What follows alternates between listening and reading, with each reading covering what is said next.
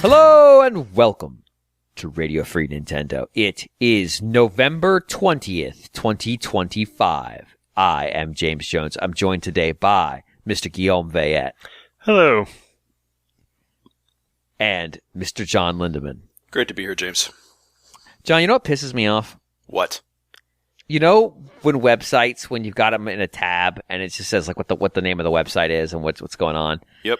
And then you go to a different tab and they like change it and make it blink and they'll put shit up there that says like, we miss you. I fucking hate that shit. Yeah.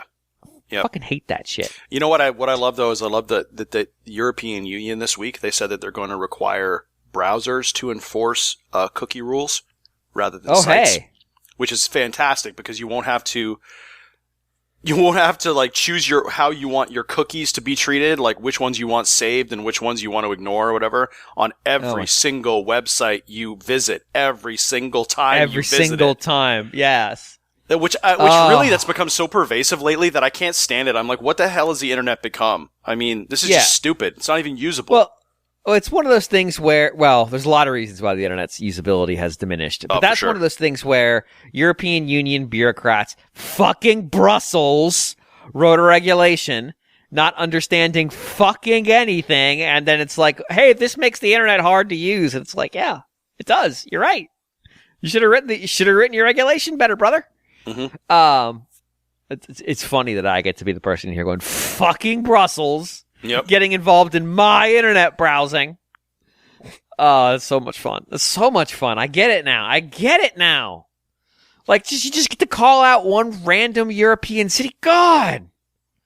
It's so nice. It's nice. Yep. Like, I don't ever want to say fucking DC, because DC is not DC's problem. DC's problems come from the outside. People talk about how terrible DC is. DC's problems are your problem that you've exported to DC, every single state in the country. The worst people in DC are from not DC. So, you know.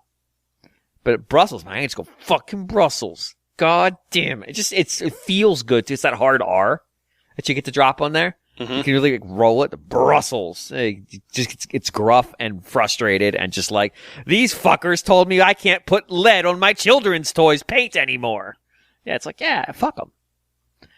I'm gonna tell you right now, lead paint looks really sharp. It does. It may cause developmental disorders, but god damn it, does that paint look sharp. Anyway, I say this because I now have two distinct websites on my tabs that are things I need to buy, and both of them are blinking the "we miss you" or similar thing bullshit. I'm like, I don't need a website to be like, "Don't forget me." It's bad enough when Ardanian soldiers do it. You fucks. It literally says, "Don't forget," and I'm like, I didn't. That's why the tab's still open. The fuck? Anyway.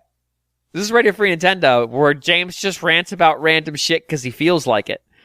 Greg's not going to be here today because the Bills are playing. I don't know what the current score is. John, what's the current score? I have no idea. I don't care about Bills game. I mean, I can tell you. I hate NFL.com because the scores take forever to load. Yeah, it's awful. Let me check ESPN, which Why is not does much it better. do that? Why do the scores take so long to load?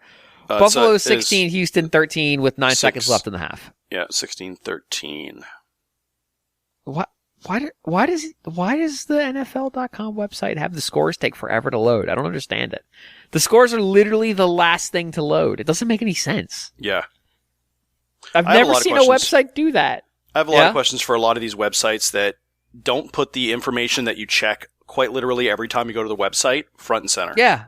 Yeah, like, put the scores up. Scores and standings. Scores and standings is all I care about in any sport. So the worst one of these, the absolute worst one of these is Google's, because it doesn't understand sports at all. It was clearly written by engineers, and if you go look at like a team's scores, I'll use college basketball because the season just got started. Most teams have played 4 to 5 games. And you go look at like their scores. You say, I'd like to see scores, please. It'll show you like the last 8 games they played. 3 of those games were last season and are completely not germane to what is present right now. But Google doesn't care. Google just says, show the last 8. Doesn't matter what season it was. Fuck you. It's like, that's not helpful. That's not helpful. And if you go like, I want to see the schedule, it'll show you like the last 3 games they played and then the next 4 games. And I'm like, no, I don't care what time the game that already happened was. I'm not deciding if I want to attend a game in the past. I don't have that ability. It's not that hard. I don't get it. I don't. It's really John, dumb. I shouted you out in the article last week. Which, speaking of websites. Yeah, I mean, why would I read articles? But the thing is, though, I mean, like your articles, I mean, they're usually just kind of a little bit ranty, a little bit. They're not ranty. They're exploratory. Yeah. I'm examining the space. Yeah. I gave a quick summation of the site's history, but I actually gave you credit. I gave you credit for your role in getting the redesign of the site up, which took forever. Do you remember what year that was? Without looking. Well, I'm reading it right now. Is that 2012? Good Lord. 2012. We've been on this design for 13 years. John, I think it's time we need to redesign the site. Well, if anything, I mean, man, I feel like we should do a charity drive to hire an agency to redesign the site. Like it's like a charity for us. Raritan, we're doing a telethon. We're gonna remake the site. I'm gonna put it in WordPress. Fuck you. Yep. Put it in WordPress. I'm gonna take all the money for myself. Oh my god. Putting the site in WordPress would be an absolute shit show. We're gonna port it to Tumblr. Yeah. That'd be great. NintendoWorldReport.com, NintendoWorldReport.squarespace.com coming your way. Throw it on Wix. I'm going to make every article in the site an NFT. You can own specific articles. There we go. I did it. Jesus. All right. Anyway, if you can't tell, we're stalling because there's not a lot going on today. New business is pretty limited. Email is limited because y'all haven't been sending emails. You have been sending retroactive emails, and we appreciate that. We said, hey, cutoff point, 9 p.m. Eastern on the 20th. That's already happened. That was 48 minutes ago. We got a lot of recommendations, but we forgot that Greg wasn't going to be here this week, and we're not going to make a decision without him. So we're going to wait for him to be back next week, and we will announce what the game is. We may record our deliberations. We may just deliberate, and then I will rule by fiat and declare that we're all playing fucking win back. But we'll see what happens. We'll see what happens. Start playing win back. But anyway, we're going to get into a little bit of new business such that we have, because I have been playing Hyrule Warriors Age of Imprisonment. And Greg actually had gotten a little bit further than he let on last week. Like, he made it sound like he was still really early, and he was early. But he was at least 4-ish hours in, I would think. Because he was a number of missions deep. He wasn't, like, in the tutorial still. He was maybe... Shit had already popped off in the story where he was. So, like, he was moving along.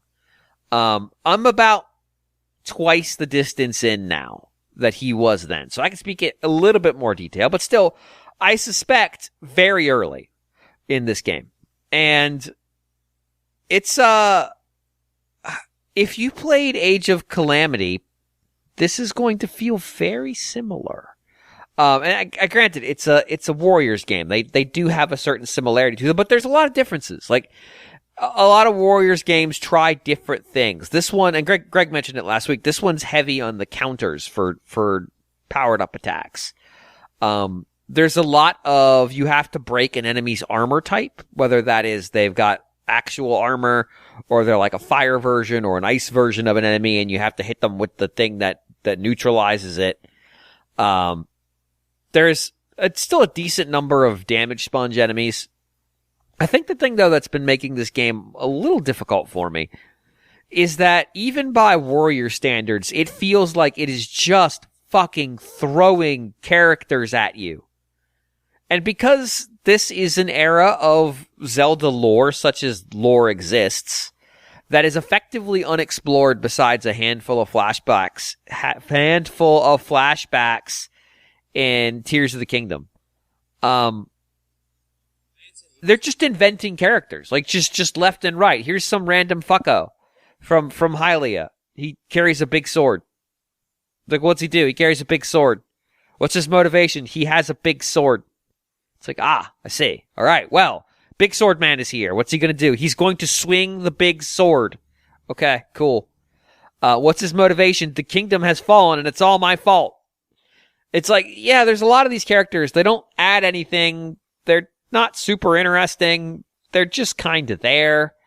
And I feel like I have this obligation to rotate them around in the active party so that they get a chance to gain experience. But at the same time, they're just not very interesting. Like, a lot of them feel very, I don't want to say they feel samey, because they don't, but they're not, there's nothing compelling about them. In the previous Hyrule Warriors, there were characters they made up, but, excuse me, but they also leveraged a lot of characters from Breath of the Wild, and Breath of the Wild had a lot of characters they could leverage. Tears of the Kingdom had characters they could leverage, but they set this game in the far past, so there's nobody available to them. So we end up with kind of this cast of characters that I don't give a shit about, who are just sort of taking up slots in the party. Here's an old man. He's got a sword and a shield. Here's an old Zora. He was going to lay down his weapon after the kingdom fell because he's failed them. Just like everybody else talks about how they failed their respective kingdom, but not now. Now he's back and he's going to fight. And then you've got Robot Link walking around. Greg alluded to this last week. There's a construct. That's the name for robots in the Zonai world. And there's a bunch of them that are humanoid, and they're very, very powerful, and this is one of them. He is taking the Link role, as Greg said. He can hold multiple types of weapons, just like Link, which is unique to him relative to the other party members. He has different skills than everybody else. He's definitely the most Link-like in how he feels, but he doesn't talk because he's a construct. He can't talk. So what they do, except there are constructs that talk, so he could talk, but he's Link, so he doesn't talk. So what they do instead is they give him a sidekick. What are the name of the little plant guys? The little Koroks. They give him a Korok with attitude as his, like, buddy in a buddy cop picture. And he always refers to him as pal. Hey, pal, where are you going? That's dangerous. We shouldn't go there. We should just go back. It's safe. And it's just like, nope, we're going into it. He is Chris Tucker to this robot's Jackie Chan, is what I am saying. That is what we are dealing with this fucking little plant dude. And, you know, it's fine. Like, all the stuff is fine. It's just because it's set in an era of gameplay where there's not much there, they really can't tie it to a whole lot of stuff. I do find it funny that Zelda as a franchise must have technology people don't understand anymore. We must have it. It is required. And so the king of Hyrule at this point is a Zonai. He is one of the Zonai. His sister, who is with you, is also a Zonai. Again, this goes back to my comment that Zelda's ancestors were goat fuckers because the Zonai look like goats. But putting that aside, even they're like, yeah, we don't know how these constructs work. Our people made them, but we don't know. And I'm like, why? Just fucking be like, yeah, we know all this shit works. You stupid Hylians. We understand everything here works. What are you, dumb? It'd be so much easier. I don't know. But like from a gameplay standpoint, it's not mindless, but it's not hard. It's really easy, even by Warrior standards. Like some of the counters that you can do, the hard counters to certain moves, stuff like that. It does require you put a little bit of thought into it, but not a lot. What it does tend to mean is you're more likely to change out what specials you've got equipped based on what's going on around you. If there's enemies that are of certain types, you're going to have to change the special you have so you can break their guard, that kind of stuff. I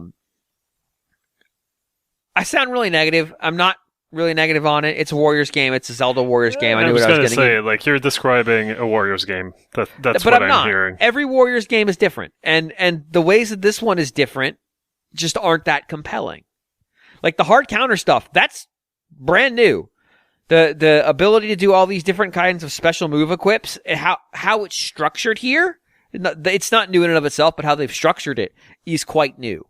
The way and how they're doing some story stuff is different than how even Age of Calamity did it, but not wildly different. There are things here that are unique, and it's just they haven't been that compelling. Like they just don't feel great.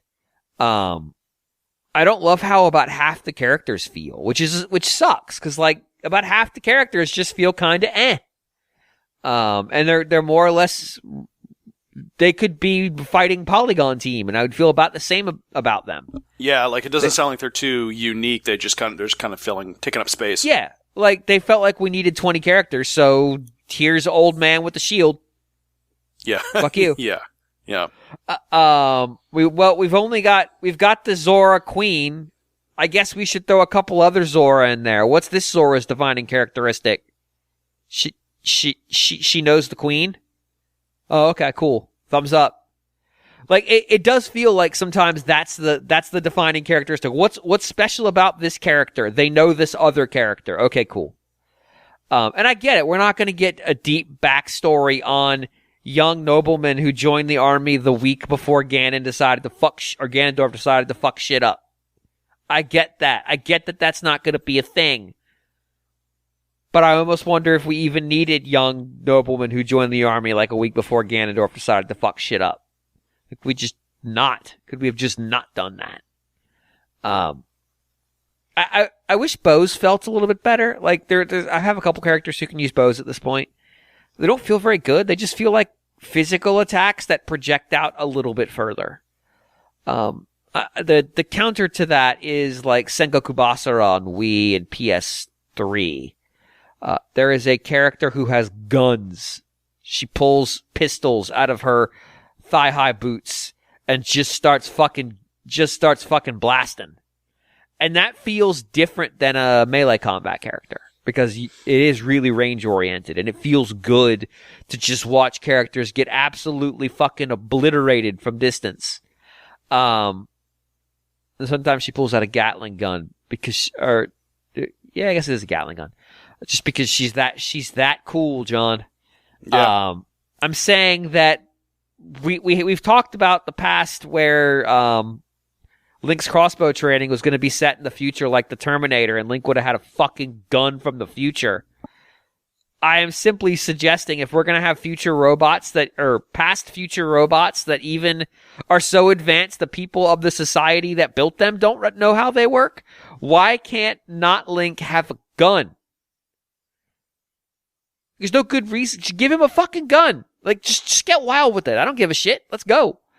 I don't know. I feel like there's some more stuff they could have done here to just make it more interesting. Like, there aren't even that many enemy types. Like, that was the thing with Breath of the Wild, is there's like 10, 12 enemy types. There's a few more in Tears of the Kingdom. There's those fucking monkey things that live in caves that are an absolute goddamn nightmare every time you encounter them. And it turns into like fighting the Thing. Those have shown up in here, but like it's just not that. There's just more variety, more types of encounters. And this isn't just like, oh, James just doesn't like Warriors games. Like, no, there are Warriors games that have shown a little bit more variety than this. And it's not to say it won't. I'm still pretty early, but like, man, the one place where there is a little bit of improvisation that's interesting, but they haven't really delivered on it. So there's a big campaign map, and as you do stuff, you can take back territory. So like after Ganondorf's plan goes into effect, you have no territory. What is the effect of having territory? Well, certain areas have resources you can leverage. Maybe they have a shop there. Maybe they have like a blacksmith or a training arena. Just some resources that you're able to leverage to try to improve your army, which is fine. And so as you gain territory, you gain access to those resources. What's interesting is early on you lose everything, and then you're fighting your way back. So battles will pop up that aren't story battles. that are like, if you fight this, you will gain territory.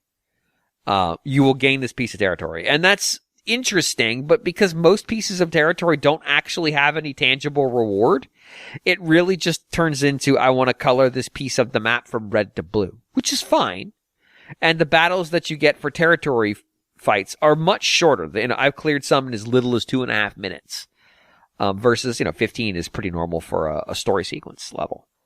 And sometimes Ganondorf's forces counterattack, and there's a chance you will lose territory. But the game never really makes you make a choice. So let's say you're being attacked in 2 places at once. Well, one, the game doesn't really punish you for losing territory. You just lose access to the thing, and you just go retake it. So if there was a real net gain for adding territory, even if it didn't have a specific resource there, and a gain that you would lose essentially if you lost the territory, I feel like that would make a big difference. But the other thing that it does is when you get attacked, a lot of times it'll be like, this territory will fall in 4 battles. That means you can fight 4 more battles and not lose this fucking thing. That's a lot. That's a lot. That can be almost 2 story sections. So there's never I'm having to make a decision here. Even if you have 3 places get attacked at one time, you'll still have 2 additional battles to fuck around with before you lose one of them. And the most I've ever been attacked in is 2. It would be much more interesting if there was some real cause and effect to gaining and losing territory, which is just a matter of manipulating some stats.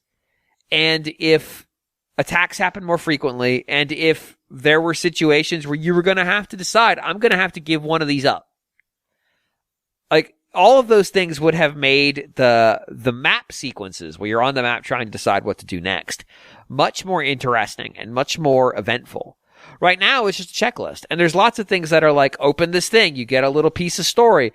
Zelda thinks the troops are sad after losing the capital, and she wants to give them some food to raise their spirits. Bring me some wheat, some milk, and some bugs. And then when you give her those wheat, milk, and or bug that she's apparently going to put in the food to make the soldiers happy, and they get their bug bread, you get one. The soldiers' spirits were lifted by Zelda's generosity. Zelda gets +1 heart in combat. And then it shows that she gains an additional heart on her health gauge. It's what? What? Those are just kind of taking up space on the map. And you do them because it basically is an opportunity to use the collectibles you've been picking up for killing enemies. But it just, I just wish there was an easier way to hammer through those, and that the battles had more eventness to them. Something was happening when you did these fights that was interesting. That you would have to make a decision, that kind of stuff. I feel like it would have been a much more engaging experience when you're not in the combat scenarios. Because the combat scenarios are awfully samey. Greg talked about when Not Link turns into a fucking Macross fighter jet. He's a fucking Veritech fighter flying through the skies. But I've been playing this game a lot, and I've only had 2 of those. So, they're not that frequent, and I just can't decide. I mean, I can replay those missions, but it would be cool if I could just go up in the skies and just F up a bunch of Ganondorf's forces just for funsies, and maybe get some rewards for it. So, again, I sound like I'm really down on it. I'm not. It's just, there was a lot of opportunities here, and they didn't really cash in on any of them. Even when it comes to using what makes Tears of the Kingdom Tears of the Kingdom. Some of the parts from when you build your own construct and you get things like rockets and flame emitters and ice emitters and what have you, batteries. They show up in the game as items you can use. So you can equip the flame emitter as to one of your special skills, or the timed bomb. And it uses battery, which I have not found any way to upgrade the amount of battery you have. You have three bars. And for some enemies, using fire on an ice enemy causes it to break their ice shield and they become staggered, or using ice on a water enemy or water on a fire enemy, etc., etc.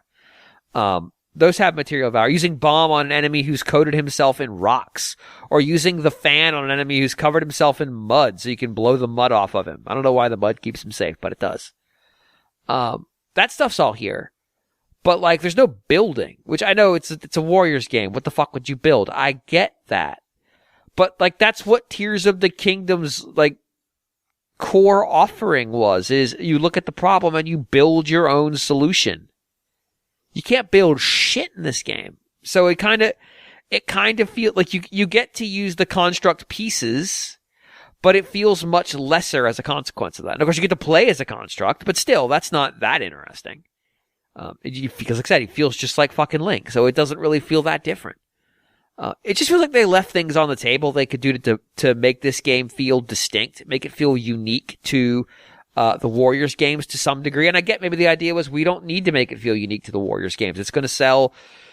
I'm going to put a projection out there. Next quarter, it'll list as having sold 3.8 million units. I don't know. Fuck it. Let's get crazy. Let's go 3.2. But I still think it would have been worth doing. Just so we could talk about this game and it not just sound like, well, James just doesn't like Warriors games. I do. I've played a lot of them. I actually like them quite a bit. I just don't feel like this one is doing everything it could with the source material it has. And I feel like that's a bummer. Cause like, I don't like, Attack on Titan. I think it's kind of bad. I think the ending is hilarious. The ending is fucking hilarious. Because it's absolutely one of those anime that looked at the audience who suffered through the whole thing, got to the ending, and they're like, ha ha, fuckers, it's a bad ending, ha! But they did stuff with, like, the three-dimensional gear in that game and tried to apply it to the combat of a Warriors game. That's really cool. And, of course, they had Titan encounters. That's also cool. They did neat things with it. This game should have done neat things with it. Like, here's a great example. All right, do either of y'all remember the Hinox from Breath of the Wild, Tears of the Kingdom? Yeah. It's the big, giant, fat pig thing. Mm-hmm. How do you stun them? Oh, man.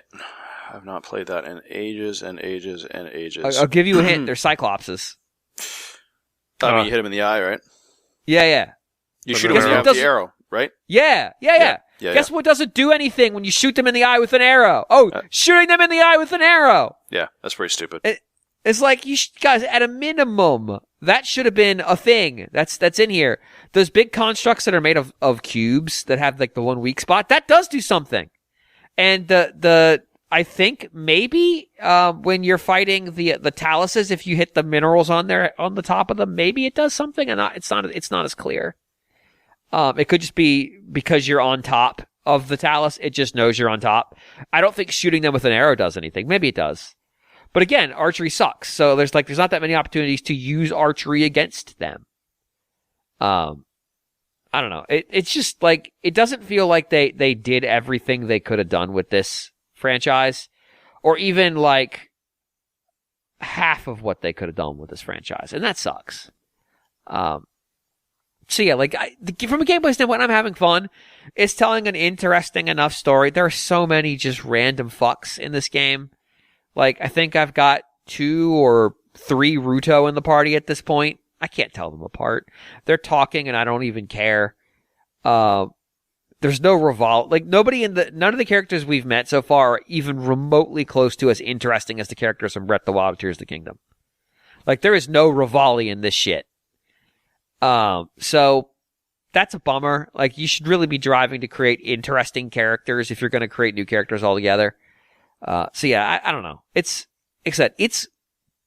good, but I don't love it. It's probably the best way to describe it. Anyway, I think I've said enough. I think I've said enough about Age of Imprisonment. I'm gonna keep playing because I'm enjoying it. Like I said, I am enjoying it. I just have a lot of moments where I'm playing it and I go like, man, this could have been better. Mm-hmm. Or like, man, y'all missed on this one. Like, there was an opportunity here and you whiffed on it because you did the easy thing. Yeah, especially with so much to work with, really, for like in terms of characters, in terms of all of that stuff. I mean, it's a really, it's based on a really well established canon. Yes. right? Which is like, well, kind of, because it completely ignores the previous game's canon. But yes, right? Yeah. But I'm not talking about other. There's source material. Yeah, the source material is very well established. Right, and there's stuff they could have done. I get it. They put it in the past. That limited their ability to reuse characters. Okay. I mean, one, maybe don't do that. But two, if you're going to do that, create interesting characters at least. Mm-hmm. Like, make some characters that have a little bit of make less characters, but let me spend more time with them and actually grow to like them. Because right now there's too many. Even if they were interesting, I probably wouldn't notice because there's too goddamn many characters. And most of the way you learn about their plot is you deliver a fish, some diamonds, and a bug to a random woman, and then it's like, he was really happy that his gift helped this village. And I'm like, fucking what? I don't care. Less characters, more interesting characters would have been a win here. I think that would have been not been remiss. I do think, and this was true with Age of Calamity as well. The fact that it's a game that is about big, wide open spaces, and you get put in these tiny corridors to fight, does take the piss out of it sometimes. Like, I get it, it's a Warriors game, but like, man, sometimes it's just like, I'm just running through hallways. The enemies are just standing around waiting for me to reach them, but I'm just going to run right past them. I'm just running through hallways.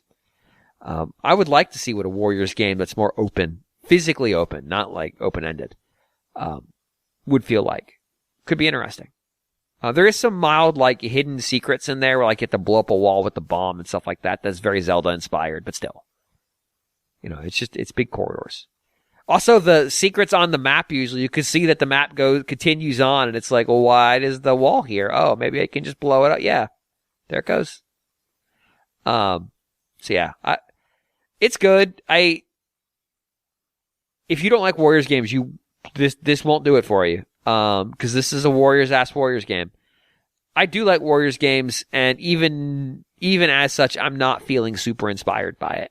I would have liked some more variety, some more ideas, some more, make these characters feel different, make these characters sound different, act different, give us more texture to this stuff. But yeah. Right now the party's split in half. Zelda and King Rauru are off doing shit with a bunch of people they've collected, and not Link and his mascot character who speaks for him are in the other side of the continent, also creating or assembling allies, but neither side's talking to the other one, so it's just like, boy, I hope we get to talk to that weird construct soon. Or he doesn't have a name yet, he's just called Strange Construct, always. So, like, it's like, I don't know, maybe go talk to him. There are multiple characters who can fly in this canon. Maybe just go over there and talk to him. I don't know. Maybe it's a thought. But yeah, it's fine. It's fine. It's exactly what I expected, and I think that's maybe why I'm a little down on it, because I was hoping it would surprise me in some way. I think that's the succinct way of trying to get to what I've been trying to say for the last 20 minutes. It is exactly what I expected, and I like my expectations to be defied sometimes. So yeah, that's especially when it's about two games that were about defying your expectations at every turn, literally and figuratively. So yeah, it's fine, but there was so much more opportunity. All right, I said a lot about this game. I'm sure Greg will come back next week and he'll have some thoughts to go with mine. I may or may not talk about it next week. Kirby's Air Riders came out. I don't know that I'm going to buy that right away, but it is out. Nintendo's just releasing games on top of each other to fuck with us. But we'll see from there. All right, do either of y'all have new business you want to cover? I do not. Okay. Yeah, Gil? I barely got anything. I played some more Kirby. Fuck,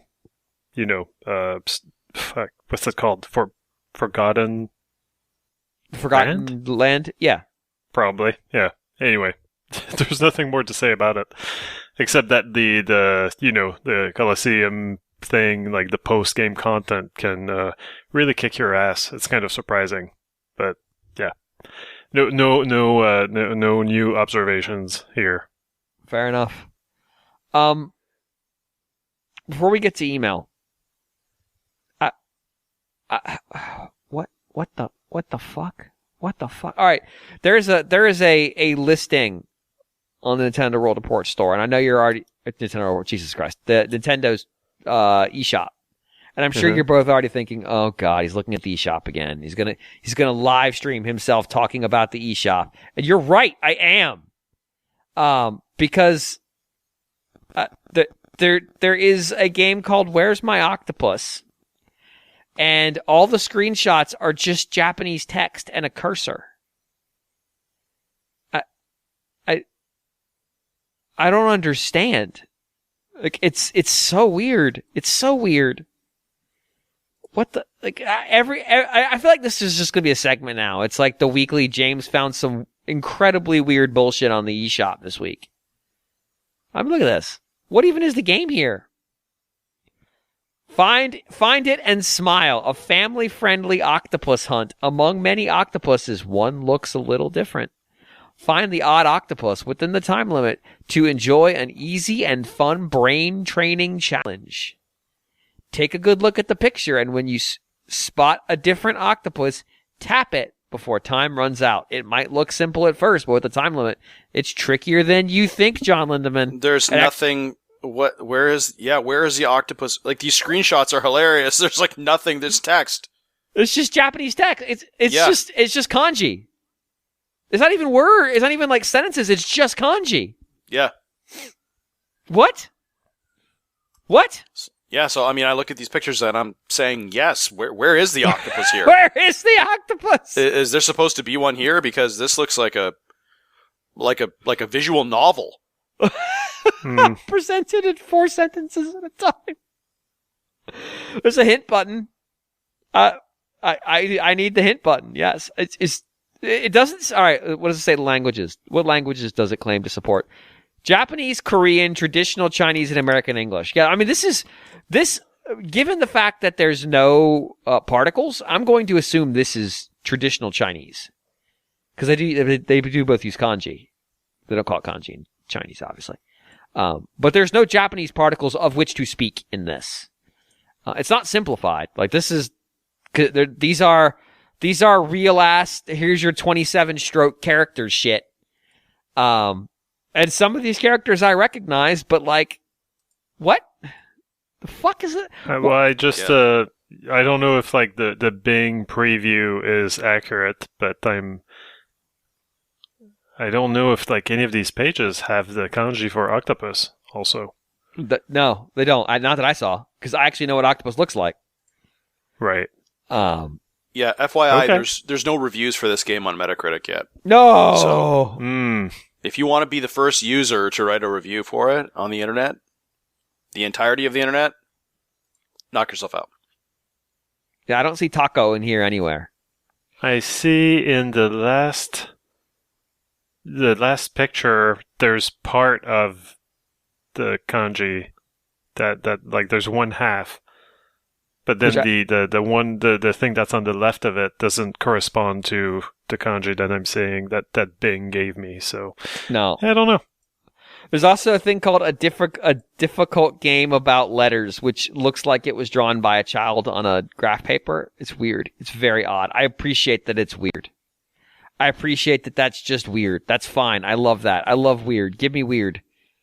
But not this weird. Planet Romance Boys, Conquer the Zodiac, and Planet Romance Girls, Conquer the Zodiac Horoscope. But John, Bases Loaded is back. This is what I need you to do. Thank God. Bases Loaded. The first Bases Loaded is now on Switch. From your friends at Jaleco. It's throwback pack of esteemed bases loaded games for the NES and SNES. That game is not that great. It contains bases loaded NES 88, Super NES 91, and that's it. That's not a collection. That's 2 games. Yeah, exactly. Bases. How much? Yeah. How much do you think 2 bases loaded games should cost? I would pay $5 for that. Okay. What if I told you it's got online leaderboards? Online leaderboards, I would pay $5 for that. What if I told you it's got CRT filters that put it in the shape of a CRT screen?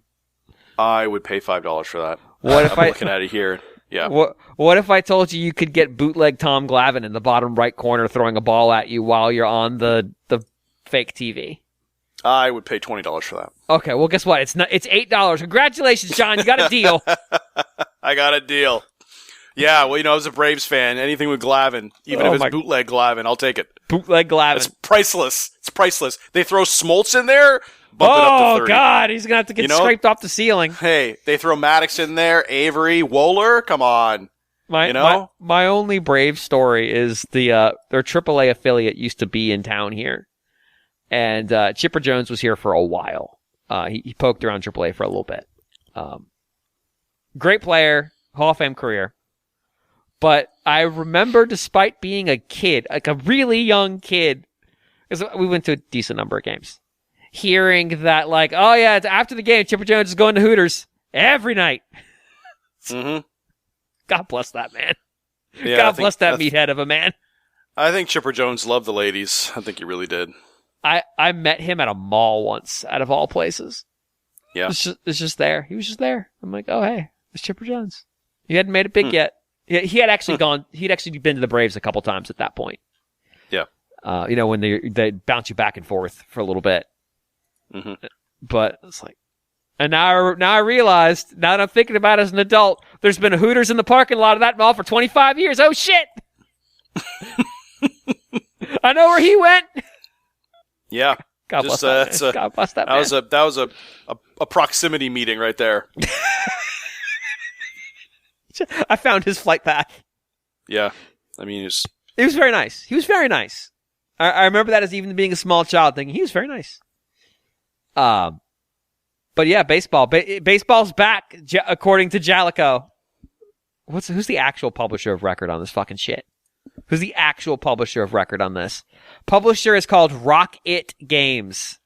Developer is Sickhead Games. Could you be listed as the developer when you've bundled a grand total of 2 games together?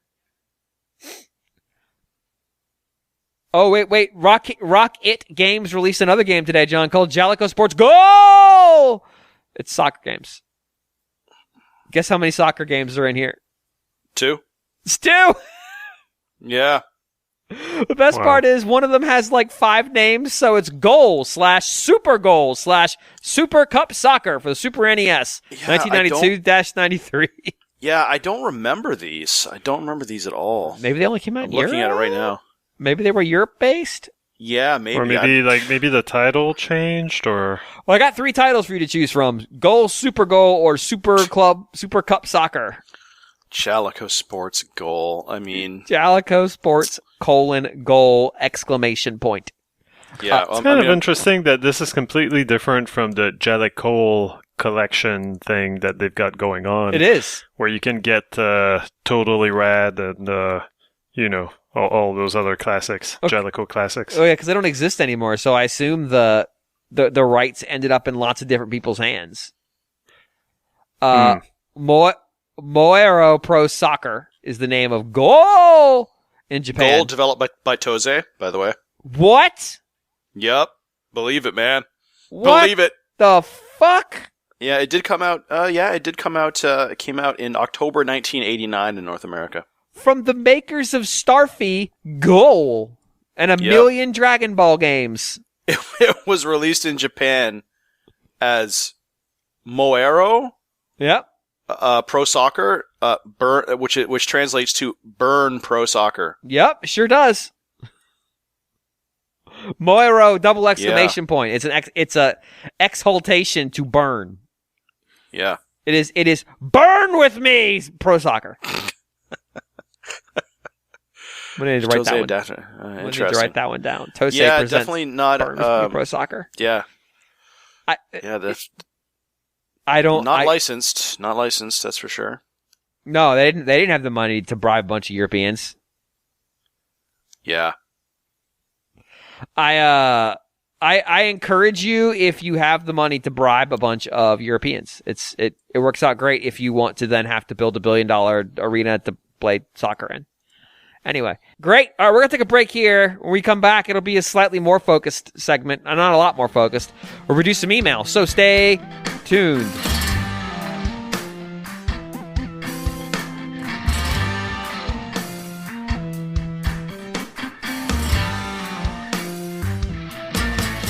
We are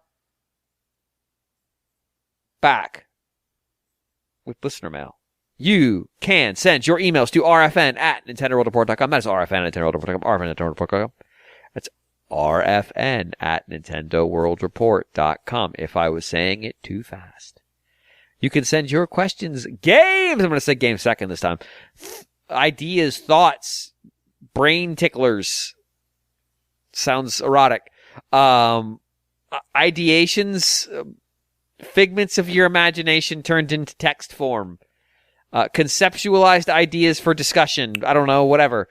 You can send them to rfn@nintendoworldreport.com. That is where we will receive them in an inbox-style format, at which point we will review them, and some subset will be selected to be read on the show, and then ultimately, I'm not going to say answered, because we often end up far afield of the email, talked at. It might be the better way of describing what we do to these. We will speak at 3 of these, or 2, maybe 4 one day. We haven't done 4 in a while. Not today, because we've only got 3, and I'm going to read the first. I know what? No. I did a lot of talking last segment, so I'll go last. Guillaume, would you read the first email? Sure. Moops. Hello, RFN Roughnecks. RFNX? Like RFN? Sorry. Holiday theme question. I was at the toy store with my son looking at Switch games as possible Christmas gift ideas. Lego Jurassic World, cool. Ninja Turtles, yeah man. Nerf Legends, €15? May have to look that one up. The few reviews out there for Nerf Legends are not good.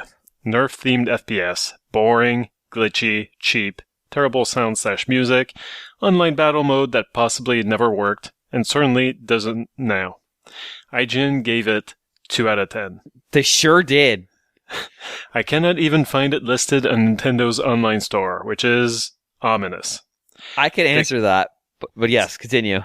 The kid has since talked about this game on several occasions and is a bit hyped about it. So the question, is it right and moral to knowingly gift a bad game to a kid? As of now, he has been exposed exclusively to pretty good games, so this would be his first train wreck. It would be easy to say, nope, sorry kid, I hear it's bad, or to just have Christmas pass by without it.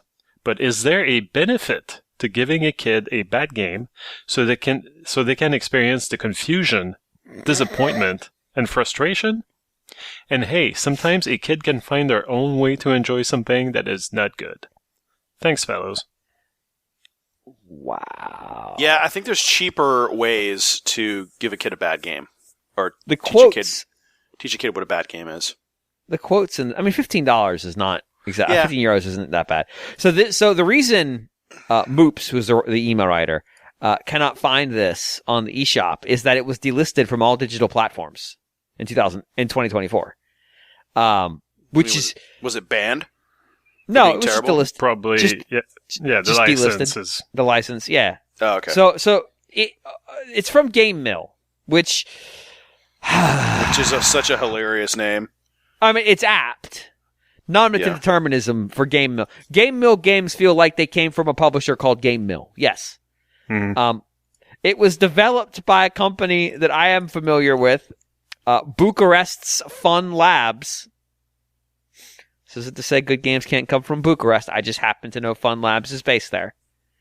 They are mostly known for Cabela games. And if you remember those Cabela games, they're very fucking funny. They're very, very, very, very, very fucking funny. Are they good? No. But they are fucking hilarious. Nerf Legends is apparently very buggy. But like looking at the IGN review right now, because I'm curious. I'm just a curious sort of fellow over here. It's pretty funny. It's a pretty funny review. But the quotes are, Now, I'm not sure what version this person played it on. That's what I'm trying to figure out. I'm guessing this is not the Switch version. Here's a good quote. The god-awful gunplay is unsatisfying, frustrating, and a buggy pile of mistakes. Sometimes your character will die and just never respawn.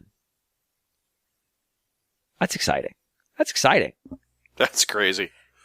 Every single time you pick up a healing item, which happens constantly, you hear a loud beeping noise no fewer than 4 times. 4. It's like getting punched in the ears 4 times every couple of seconds. It's so irritating. I actually prefer to just not pick up healing items or even let myself die sometimes because the beeping doesn't happen when you respawn. It's that annoying. Unfortunately, if you choose not to heal to avoid the beep, you get a heartbeat sound, so you can choose between your preferred version of hell. I like this. I like this a lot. John, I want to gift you this game. I mean, can you, though? Unfortunately, no, I can't. That sucks. Yeah, just want to say that under Wikipedia, they say that Alexander Galvao of Game Blast wrote, it wouldn't even be worth it if it was free to play, and gave the game a 1 out of 10. So, you have on the one hand, James saying like €15 is not that bad, and then you've got on the other hand, Game Blast that says free to play is still not worth it. So this review was written for the Series X version. So maybe the Switch version is the secret good version. It's possible. It's not possible. I guess. It's not. It's not going to happen. Interesting, the website is still up, even though it's been delisted. I find that curious. Hey guys, my idea about Nerf. No, that's Apex. Never mind. So it's funny. I'm getting a bunch of Apex Legends posts because it's about nerfed things in Apex Legends when I search for Nerf Legends. That's so good. That's so good. Yeah, I mean, you've got really 2 options here. Depending on how old the kid, if the kid's old enough to understand the concept of a bad game, you can be like, man, that one looks rough. Yeah. But if they're not, and as somebody who received a fucking lot of bad games as a kid, so many bad games. Like, I would ask for games, and I would get different games that are similar that are bad. It was almost like divine intervention was like, we got to give this kid bad fucking shit. Great example. I can't remember what Star Wars game I asked for on the GameCube. I think I asked for, what was it, Rogue Leader? Was that the Rogue Squadron 3? Mm-hmm. And I got Star Wars Bounty Hunter. Again, I've talked about on this show where they're like halfway in, the door just refused to open. Yep. That was it. And I was like, all right, well, you got me the right franchise. Not the game I wanted. Bad game. Not fun. All right, well, that sucks, but whatever. We move on with our lives and we do better. You got 2 plans here. 1, don't take him to that store anymore. And if he asks, oh man, it's sold. Sorry about that, buddy. We'll keep an eye out for it next time. Lie. Option number 2, don't even mention it. Use the lie, deploy the lie only when asked. And if they're old enough, then you just level with them and go, man, I looked at some reviews. It doesn't look very good. I think you won't have much fun with it. Option number 2 is lie of deception. Say nothing. Don't buy the game. Just forget that he mentioned it. If he asks about it, you could say, oh, damn it, I forgot. Or you could say, oh man, I went there and it was sold out. But if it's a store I'll go to a lot, that lie won't hold because then it'll be there next time. He won't catch you in a lie. He'll think it got restocked and be like, but Dad, it's here now. And now your lie has made your ability to not buy that game even more untenable. Challenged. Option 3, and I don't have kids, but my cousins have had a shitload of kids, and I have interacted with all of them very extensively as they were growing up. And this is actually the most effective option. Divert their attention. No matter how good your kid is, inside there's still a gremlin. And there's probably a game you can put in front of them that would get them amped up. And maybe you can shift the conversation to that game. I don't know what that game is. That's going to require your own child. I give you a 60% chance of success. But option 3-A This game looks like it sucks. I'm reading reviews of it. I'm watching some video. It looks not good. It looks not good. But you know what is fun and Nerf related, John? Nerf guns? Yeah. Buy you and your kid matching Nerf guns and just fucking tear it up.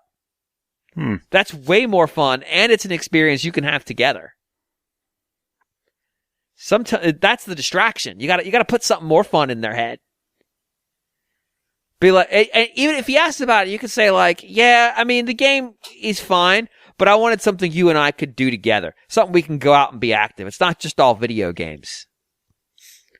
And then go find like a park or somewhere outside, and just tear it up. I would say do it inside, but if there's another person in the house, they might get upset. Which might be funnier. So you're not even considering option 4, getting the kid the game? Like, No! This can be a beautiful teaching moment.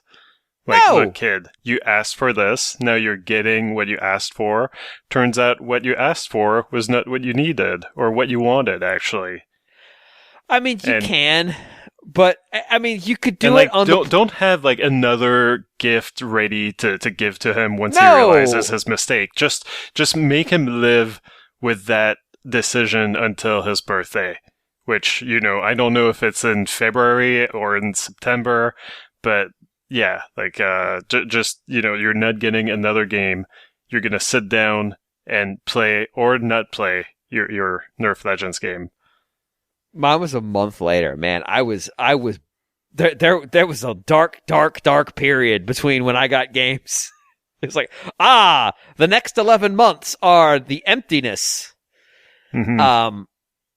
I think, I mean, you can, like, it also depends on like how many games does he have. If he's going to get a couple games for Christmas, that's fine. You can give him the bad game and he can just be like, "Oh, that sucks." But if like this is all he's going to have to play, well, like maybe you can have fun with your kid, sitting down with him and playing this bad game and discovering all the ways that it's bad. Make fun of it, and then return it to the store, like get €7 back in credit if you're lucky, and then get that Jurassic Lego game that you were thinking about. The challenge is the kid's sense of taste developed enough that he could have fun laughing at the bad game? You know what I mean? I'm going to say it right now. Like, when I was really, really young, I could play a bad game and enjoy it. Yeah. So, like, if he's I at could that still age... play a bad game and enjoy it. It depends on why it's bad, though. Well, maybe, but... I mean, if the game is frustrating to play because it glitches out and you lose your progress, I wouldn't have been able to have fun with that as a kid. Sometimes you just make that part of the lore of the game. Like, you just... when you're a kid, you don't know any better. You're like, what do you mean? I definitely knew better when I fell through the floor. Well, maybe it was a mysterious new, secret area that you could never find again. That was was it Shadows of the Empire, where I just clipped through the floor? No, I knew that was a bad game. I wasn't fooled by Dash Rendar's ability to run around under the floor under IG-88 and shoot at his feet. Okay. I was aware I wasn't supposed to be doing that. Yeah, of course, like, your childhood and my childhood are different just because I'm thinking of NES games and you're thinking of GameCube games. So that was an N64 game. And wait, no. Oh, Dash Rendar, sure. Yeah, okay. Yeah, we're not talking about Bounty Hunter anymore. No. Okay. But like, yeah, like in the NES days, a greater percentage of games seem to just be holding shoddily together. Oh yeah, no, that's true. Like I played I had a lot of bad games on the NES, and like I knew that. Like I was there were games I was able to enjoy that now, if I look at them, I'm like, oh, that sucks. That's a bad game. But there were games that I played at the time where I'm like, I may not have had the context to describe the game as bad, because I may not have even had the conceptualization that a game could be good or bad. But like, I knew there was something not right about this game. Like, this game doesn't feel good. Like, I don't know how, I would love to sit down with like 7-year-old me, and we've just finished playing, what's a really fucked up one? The Muppets one, the Muppet Circus or some bullshit. I can't remember what it's called. And just ask that version of me, what do you think of this game? And I feel like the answer I would give would be something along the lines of, I don't understand it. Because that I recall that being the overriding emotion of just, I don't understand this game. And the reason I didn't understand it is not because I was a stupid kid. It's that the game is fucking inscrutable. Yeah. And it's like, oh, well, that's why I didn't understand it. Like, it wasn't a me problem. But like an adult me, or even a teenage me, would have seen that and gone, no, the problem is that this game is inscrutable. I'm not the problem here. The problem, I'm looking at the problem, and it is the game, not me. I think a child might, if they're young enough, might take it away as like, am I the problem? They may not use that phrasing, but internally they're just like, well, why don't I understand this game? Why can't I make it? Why does Fozzie Bear keep dying to ice cream cones? Which is the thing that happens in that fucked up game. Not Nerf Legends. I wish that happened. I would buy Nerf Legends if Fozzie Bear got killed by ice cream cones. I would be thrilled for a game called Nerf Legends to have Disney-owned Muppet Fozzie Bear killed by ice cream cones, because that would be extremely weird and probably be the reason why the game was pulled off the relevant shops. Muppet Adventure Chaos at the Carnival. That's it. That's the name of the game.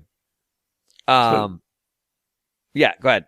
No, well, the option 5, if you've got a budget for it, would be you get him the game, you laugh at it together, and then you're like, psych, I got you actually this other similar game, that I thought you might enjoy way more, and then like you give the kid Splatoon or something.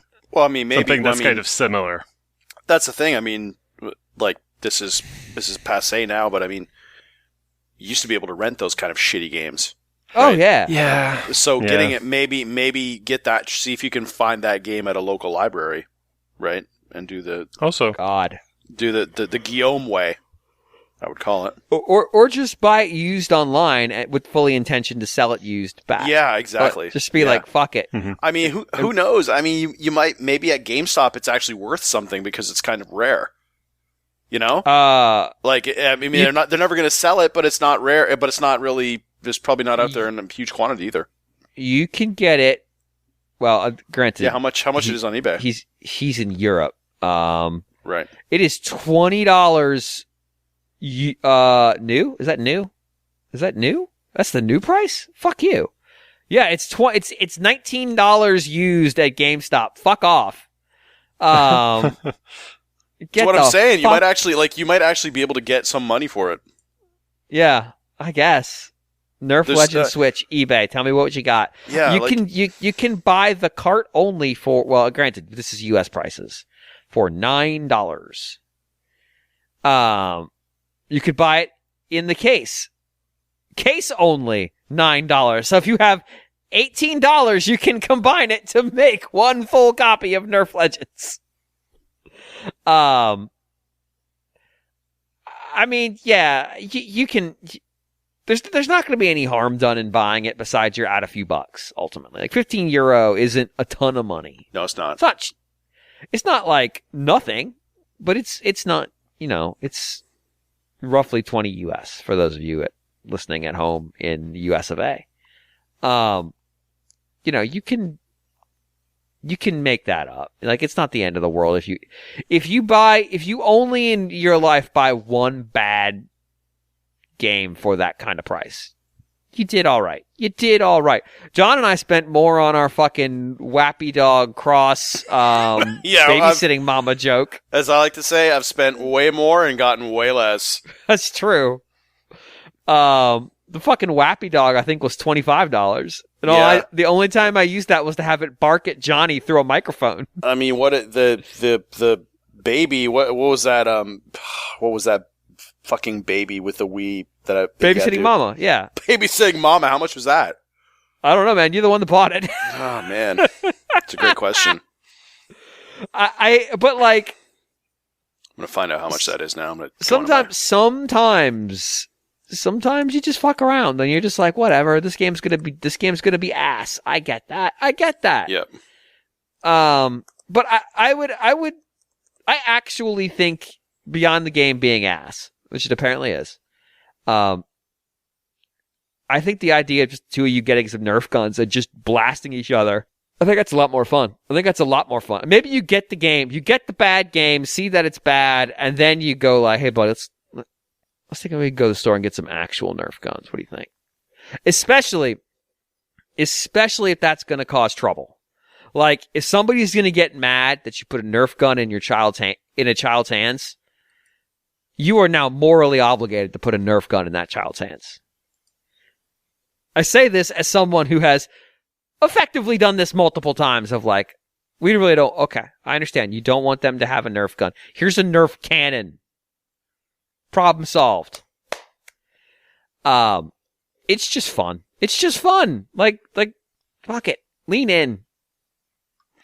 But also, like, if I do think diversion will work. Like, if you really don't want to deceive, and he seems really excited, and you don't want to crush the hopes there,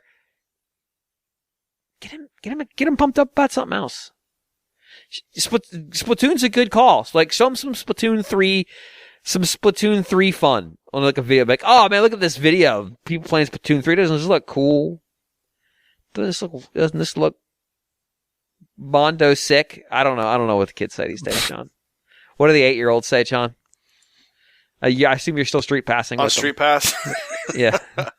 I don't know. 6, 7? Yeah, there you go. No, but that's. Oh, God damn it! I was trying to not have that here. All right. Anyway, I don't know, John. What do you think? What's your play here? Guillaume's like, let the kid drown. He'll learn to swim that way. I'm like, what if you throw them in a different body of water? What are you thinking? So pretty much you're asking me would I buy this game for the kid? Yeah, it's let's say you have a kid. Is it morally right to do so? I mean, the kid wants it. I mean, yeah, that's part of my thinking too. Yeah, there's no moral versus immoral choice here. It's your money and your kid. Like, dude, you're not buying your kid fucking Daikatana because they were excited about it and it's 1999. Like that there is a moral choice being made there. And if you gave John Romero your money, he really did make you his bitch. And you made the immoral choice. But this isn't that. This is a bad game, yes. But I mean, the thing is, I mean, kids have to learn about making bad choices with their money at some point, right? And sure, I mean, but that's not his money. He's making bad choices with your money. But it's his Christmas gift, right? Right. So this is the whole thing. I would tend to, even though it's tough because it's tough knowing the difference. I mean, it's different when your parents don't know anything about video games. Right. They don't know the difference between what's a good game and a bad game. And they don't even conceptualize that can be a thing. Yes. And they just, don't know enough to even, and then it's totally on you, right? Right. But they can at least plead ignorance, or it's not even pleading ignorance. It's that they just don't really care. They're it's just like actual ignorance. Yes. They're just like, they're just buying something on a shelf and giving it to you, right? Like, ignorant doesn't mean stupid. Ignorant means ignorant. It means you just don't know. Yeah, you are unaware of the quality of this one way or the other. So, yeah, this one's a little bit different. When you know the game is crap. Right. Your mistake was Googling this and finding out the game is crap. Yeah. Because you've cost yourself plausible deniability. Yeah, now you're compromised. Yeah, that's right. I don't know. Wait, if the kid had their heart set on that game, I would probably buy it and just say, "Look, all right, this game is bad." I would probably warn them first and say, "Look, I think this game is actually pretty bad. Do you still want it? Because if you really want it, I'll buy it for you. But if it sucks, that's on you." And that way you transfer the guilt to the kid. Children, they have to learn guilt as well. All right, they have to learn guilt, regret, and all those kinds of things. They have to learn those things. So I agree. I agree that like learning your lesson in terms of like sometimes you make mistakes and you need to feel bad about when you make them. Yeah. Is a thing that we could do, and we could really like make sure kids know their place. Mm-hmm. Which is doomed to fail. That's just the way it is sometimes. Sometimes you're just gonna fail. Failure is always an option. But let me offer you another opportunity, John, since we're talking about blame shifting. You're blame shifting to the child. And I think that's smart. It's strategic. But here's my counter to that, though. Let's say the child needs therapy because of the guilt that you've piled upon his shoulders. Who's paying for that therapy? You are. What if you can blame shift to a well-meaning but otherwise uninformed and not able to do the research family member? You did the research, and that's where you failed, because now you know. But what if there's a family member who you know won't do the research, but who through familial obligation is going to buy this child a gift? Yeah, you're talking like maybe like a grandma. Yeah, ask grandma to buy that game for them. That's actually pretty brilliant. Yeah, that's a good one, because that way you don't waste your money. Right. And also you're not the one who bought him the bad game. Yeah. Yeah, so the kid's not gonna get mad at grandma for not knowing it's a bad game. Yeah, so you're washing your hands of the whole thing, and I'm sure grandma is just like, oh great, I only have to spend $20 on this kid. Bang, and they'll think I'm a hero. Yeah, and like, what if a win-win. What if he likes the game anyway? Well, then grandma's the hero that got him. Yes, you are giving up this crazy edge case that's not likely to happen, where you are not going to be, Agamemnon standing upon the burning ashes of Troy. But guess what? Fuck it. That's not going to happen, because there's no Trojans that are dumb enough to open up the goddamn gates to let a wooden horse in here. We know what this game is. It's shit. But, hey, guess what? You're also not the idiot who opened the gate now. Mm-hmm. You literally did not let the horse in. But you can't hold grandma accountable, because you knew she wasn't going to go to IGN.com and go, let me hear about Nerf Legends. Is this a good game? Oh no, clipping through the floor. Yep. That's terrible. No, grandma ain't going to do that. Grandma's going to go, oh, I can get that. She's going to go to the store. She's going to buy Nerf Legends, and then he's going to wrap it. He's going to open it. Bam. Gets what he wants. Maybe he plays it. Maybe he doesn't touch it for a while. That's the other thing. Sometimes I would get games for Christmas and be like, well, I'll get to it eventually. And then I just didn't for like weeks. Yeah. And by then I would have forgotten who gave it to me. Now everyone's slate has been wiped clean. This is now like the game that has appeared from on high for no discernible reason and from no particular place of origin. And its offenses are sort of cast at the universe, not at anybody individually. Well, I'm glad we solved this. Should we move on to the next email? Hold on one second. One last thing here. Last guilt blame on somebody. Let's do this. No. Babysitting mama cost me $11.99. That's a good deal. Yeah, that's a good deal. That's a good deal. That's actually impressive. I'm stupid enough that I would have probably paid double that. Yeah, for the bit, that was very good. For sure. Yeah, for the bit. I mean, hell, that's yeah. I mean, that was your icon on my phone until Google forced me to change it. It's fair. And I'm sure you changed it to a cat helmet. So there you go. No, it changed it automatic. The cat helmet. The cat helmet would have been good. Well, but I'm just saying, the cat helmet, I paid a grip for that, man. That cost me some money. Oh, yeah. I mean, the Xbox fridge, not cheap either. So, like I said, my track record, not spotless. All right, so I'm going to give two things here. One, you're for whatever reason, your Gmail account is now tied to your phone number, and so it just picked up the picture from your Gmail signature. Right. And overwrote the babysitting mama picture you sent me, which made me very upset. But the second, the only Xbox Series X shaped things in my Target are Xbox fridges, plural. Mm-hmm. Plural. They have two of them. Yeah. Like, at some point, you just give that away, right? You're just like, next person who asks, just give it to them. You know what, though? I was thinking, like, probably the Xbox fridge will be the last piece of Xbox paraphernalia that I have. Probably. Everything else is going to go. The bad fridge. Let's be clear. This is a bad fridge. It's, it's one You of said those. it yourself. It's kind of It's a like bad fridge. it's kind of like it's a bad fridge, but it's kind of like a 3-legged cat. You love it anyways. Oh, okay. I was worried where that was going. I don't know where you think it would be going. I don't know. Just for reference, they themselves say it's not a refrigerator. What do they call it? They call it like a electro. Oh God, what is the phrase that they use? They basically call it a cooler. It's not electrostatic. It's but because it doesn't have any refrigerant in it, it is literally not a refrigerator. What a fucked up world. John, is the Xbox Series X fridge an Xbox?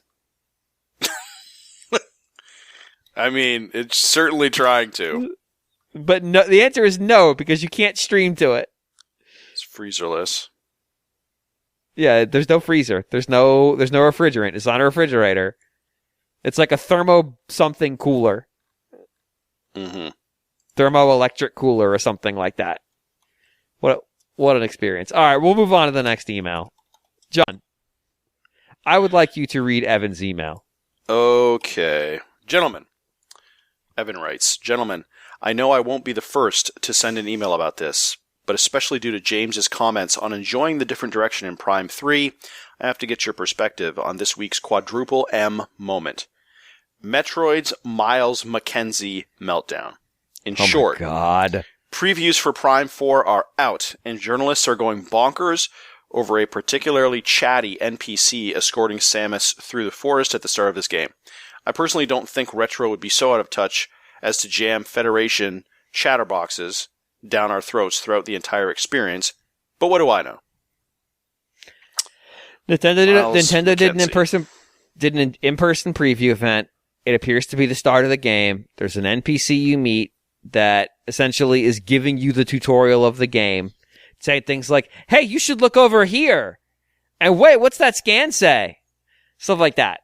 Apparently, the character is meant to be a comic relief character, a dork, and people don't like... It's about to get real nerdy here. Yeah, and people just... Well, rephrase that. Game writers who want this to be a super serious series for super serious people hate him. Now, I mean, the obvious thing is, it's the beginning of the fucking game. He's the tutorial character. He's not going to be hanging out. And he himself says, yeah, he's going to be back at the hub. Okay. There's your answer. He's gone. He's gone. Just calm the fuck down. The IGN preview really spent probably like half the preview talking about him, about like, oh no, I feel like this guy is going to stick around. Oh shit, he's sticking around. He's still talking to me. And like, made it sound like, he spent 30 minutes with this guy at least in like an hour-long demo. And then I read some other preview that had already taken in the IGN preview, and they were like, like I saw this guy for 2 minutes. I don't know what this other dude is talking about. Like, it was basically, like, it was very quick. Yeah. And so, I don't know. I think that some people kind of maybe laid it pretty thick just to... I don't know if they had, like, certain fears that they wanted to then confirm. They were like, okay, this is it. Like, I'm going to latch on to the first hiccup that I see, like, the first thing that I don't like, so that I can, like, this is basically confirmation that Metroid Prime 4... which we've been waiting for years to come out, is actually no good at all. I think this goes back to the corollary I've talked about before, which is Metroid fans are the worst next to Earthbound fans, who are scum of the earth. And I say that because that's the joke. Is that they are incredibly reactionary. But the reality is they are incredibly reactionary. And they have had no compulsion against bearing their entire ass. The reaction to Federation Force was, I mean, that's been a while ago now, but it was actually embarrassing. Like, the behavior of people who are like, this isn't my Metroid. Okay, cool. Triforce Heroes wasn't my Zelda, but you know what I didn't do? I didn't go on the internet and go like, man, fuck this game, fuck Nintendo, what the fuck? I understand there have been more Zelda games since then, but still, like, calm the fuck down. Yeah, I guess the difference here is that we get a new Zelda game at least every 2 years. Yeah, we get a new Metroid game. Yeah. But still, like, it's not just that they're like, oh man, this game's not for me. It's the sheer bombast of the response was the thing where it's like, what the fuck? Well, on Blue Sky, I had basically, like I said, that I think that maybe EGM putting Super Metroid as #1 game of all time in like 2003, I think, like in their top 100 games of all time list, might have basically been like one of the nails in the coffin of the series. Because from then on, it seems like people who loved Super Metroid for good reason, I'm among them, decided like, okay, this is it. This is consecration. Like, this is the best game of all time. This is now all the game that all future Metroid games should be judged against. And any deviation from Super Metroid becomes a sin. And that's actually kind of something that the guy on IGN actually says in this preview. Like, he says, like, I feel like a sacred line has been crossed. Yeah. Like, first of all, like, listen to yourself. What the fuck? Get a grip. But also, this is a preview. This is a preview also. For like a 30-minute to an hour play session. Like, at NWR, when we would write E3 previews, we were very, very strident to, like, the hardest we would go. Like, there's one preview I think I wrote where I'm like, yo, what the fuck? Generally speaking, even if I played a game that was just terrible, like, unless it was a game that was done, like, there are some times you're at E3 and this is a game that's done. Maybe it's out in Japan already and they're just showing it now because it's coming out in the West. It's like, you know what that game is. That game is what you were looking at. It's not going to change. That's one thing. But, like, even if it's a game you're playing that's not that, it's a game that's still in development. Like, you kind of have to sort of go like, all right, this, I saw some things, but hey, it's still in development, whatever. This game's not in development anymore. Obviously, it's done. But you're talking about not even a vertical slice where they've picked, like, the most engaging. You're seeing the start of the game. Yeah. Like, it already seems like it's more. It feels like it's kind of complaining that there's a tutorial. Yeah, it is. Right. And they are, because Super Metroid didn't need a tutorial, man. Yes, I think that's what they, that's probably part of the essence of their complaint here. Yeah, like they wish. But it did have one. It just didn't do it in words. Right, because it was very didn't need any simpler. characters, man. Yeah. It was just, like, literally, these are, like, discussions I had on Blue Sky with some people. Like, I don't know. Like, there's this guy who is a prominent, I don't know if he's that popular, but, like, he's a YouTuber. And he was saying, I was saying, okay, anyway, I'm not going to read the exchange, but basically his point was that the franchise shouldn't, if the franchise can't support, if the point of the franchise, okay, sorry, maybe I do need to read this fucking thing. All right, go do it. So I said to an answer to, his freaking out, I said, I love Super Metroid and Prime as much as the next person, but maybe, quote unquote, cool alien vibes and isolation and perhaps sequence breaking as a treat, unquote, aren't solid enough pillars to support a franchise. I can understand the desire to expand the Metroid world. And like he said, like, if the point of the franchise can't support the franchise, maybe it shouldn't exist instead of just becoming empty calorie nonsense. Wait, what did he say the point of the franchise was? Well, I said, that cool alien vibes and isolation and sequence breaking as a treat, maybe, or maybe those aren't solid enough pillars to support the franchise. Because that's what basically, I don't know, that's what you can distill Super Metroid down to.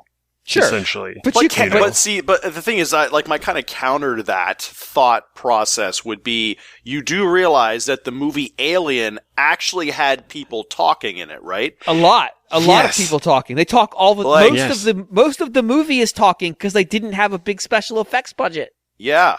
Like, so one of his, I'm just here airing my Blue Sky grievances now There on you this go. podcast, but one of his fans quoted me and said, like, so Nintendo understands the value of isolation when it comes to the high fantasy Zelda franchise, but not the space horror themed Metroid? Good grief. Innovation is one thing, but adding a comedy sidekick to Metroid is like giving Mario an assault rifle. It's the wrong idea for the tone and gameplay. It's like, my dude, like, what are you talking about? Name me one space horror themed thing, like movie, book, whatever, where there's no one, there's fuck all anywhere except like this one person in space, isolated. Yeah, I would be curious. If the creators of the Metroid franchise would classify it as space horror. I don't think they No. would. No. Like No. that's very much something that has been projected onto that Yes. franchise because of the influences that it draws from. Go look at the color palette of Super Metroid and tell me that they ever once thought that was a horror game. Yeah. It's like One. they're sort of equating the Metroid franchise to like Dead Space. Right. You know? Which it's not. Yeah. Like which is not even Metro- close. Super Metroid is in many ways a very colorful game. Yeah. Like, Yeah. no, this is not a horror game. It's not scary. No. I mean, there's, I guess, horror elements in it in the sense of some of Sure. the alien monsters There's and stuff. Right, there's a boss who's called Fantoon. He's the, I don't know, the collective ectoplasm of people, of aliens that crashed in a ship. I don't know. There's There's not really much to go on. There's a big fat alligator with nipples that shoot rockets. Yes, horror game. Exactly. I'm not sure if it's his nipple. I think it's his belly button. He's got multiple though, doesn't Oh, yeah. he? Good point. Yes. Yeah. So He's like got platforms coming out of him so that you can Yeah. conveniently jump on them to hit his weak point. horror. Now, I'll buy the argument that it's not whimsical and it shouldn't necessarily be funny either, but I think you could also do that. I think you'd also do that in a way that doesn't feel weird, you know? I mean, hey, I feel like this is just like gatekeeping, basically. Yeah. I mean, yeah, it is. But like the There- idea yeah. that like, oh, you can't have horror. Like, all right, even like hardcore horror movies have comedy in them, have humor in them. Like some of the most prominent horror movie directors right now started with comedy. Yeah, You know, like you've got like Jordan Peele, but you've also got like what's his name, the weapons dude. Like he did the sketch show The Whitest Kids You Know. Like that's there's actually like a lot of talk about how, you know, if you read interviews with them, like they say that there's a lot of similarities between comedy and you need it. horror. There's a lot of like the timing, everything, like it all works together. And like for fuck's sake, like Evil Dead, like it has got like Three Stooges stuff in it. Yeah, Like, I would argue that's a comedy before it's a horror thing. Yeah, probably. But I mean, But, like- I just played through the Metroid Prime remaster, and the vibe of that game is not horror. No, It's more kind of like fantastical exploration. yeah. I mean, you're fighting through jungles, like kind of desert areas, you know, Arctic areas, and I mean, there's not really a lot of horror elements. There's sort of like, yes, you are alone. You're a lone player or a lone, like, you know, bounty hunter or whatever. Kind of sifted. It's more sort of almost archaeological exploration. It feels like. Yes. and puzzle solving and stuff like yeah. that. Like it's Like not. in so many video games, like it's perhaps a little bit easier to write lore than it is to write a story. Like there's not much of a story happening in Metroid Prime, but you get to find out. You know, you dig like these hints that something happened. Yeah, and it's like the Chozo are not xenomorphs. You know? No. Like, that's kind of the thing. It's like they couldn't bird like, people. Yeah, they're like a wise ancient bird people. Like there's nothing. I mean, like the thing. Metroid would be the monster here. Yeah, but even that's like even that one's been infantilized to the baby. Yeah, and also it's they're they're parasites, not I don't know, not like kind of like predators or xenomorphs or something like that. Like it's just not. I don't know. The interaction is different. Yeah, I'm not saying it's not there. Like that element is kind of there, but I don't think it's the focus like it is like in like Alien Isolation. Or like I said, Dead Space, or Callisto Protocol, or something like that, where the whole point of those games is to be scary, to be dark, to be isolated by yourself, jump scares, that kind of stuff, right? Yeah, so like the way of thinking about it this way is the emotion they want you to be feeling the majority of the time. Yeah. Those games want you to feel on edge the majority of the time. Even if nothing's happening, they want you to be afraid that it's about to. Yep. Metroid doesn't do that. Metroid wants you to be kind of like taking in the environment, figuring out what you're supposed to do to where you can go, what you can do, how you can use your powers in the space you're currently in that maybe you haven't thought of, that kind of stuff. They don't want you being like, oh God, I'm afraid to go around this corner. Mm-hmm. Agreed. Right. They don't have you combining herbs to heal yourself. They have glowy video game power-ups that Fuck you can... Fuck my asthma. Fuck Shadow Realms. but also too, I think Guillaume's point is a really good one where, hey, maybe if you introduce some other meaningful characters into this series, that might be a good thing and not a bad thing. Yeah, that's the thing. Like, I feel like a lot of I don't know, like a lot of the same people who complain like, oh, this is not my Metroid, also sometimes will like go on a rant about how like, Star Wars shouldn't be this one thing. Like, I'm sick of just it being the story of the Skywalkers. It should be allowed to be a, like a bad Western or Lone Wolf and Cub thing. Like let Star Wars be more than one thing. It can be like I don't know, whatever. But like in this case, like no, don't touch Super Metroid. Like this has like even Metroid Prime when it came out, like a lot of the praise that was heaped on it was about how close it skewed towards the Super Metroid formula, basically, despite being different. Yeah. Yeah. As somebody who's fine with Metroid experimenting, also, for fuck's sake, I don't want to see one more Skywalker ever again. Jesus Christ. Jesus Christ. Jesus Christ. Can we just stop? Sure. But yeah, I wouldn't mind at some point, like I wouldn't even mind the franchise maybe changing titles. Like if they want to get away from the Metroids, like I don't know how many times they can recycle, can change the role that the Metroids actually I don't remember, are they even in Dread? I didn't play Dread. I'm sure they at least make a cameo of some kind or another. What, but you mean the other bounty hunters? No, the Metroids. No, the Metroids. Yeah, they are. Yeah. Oh, okay. Yeah, but you could make a Metroid. They come after you, as I recall. You could make a Metroid game that doesn't actually have a Metroid in it.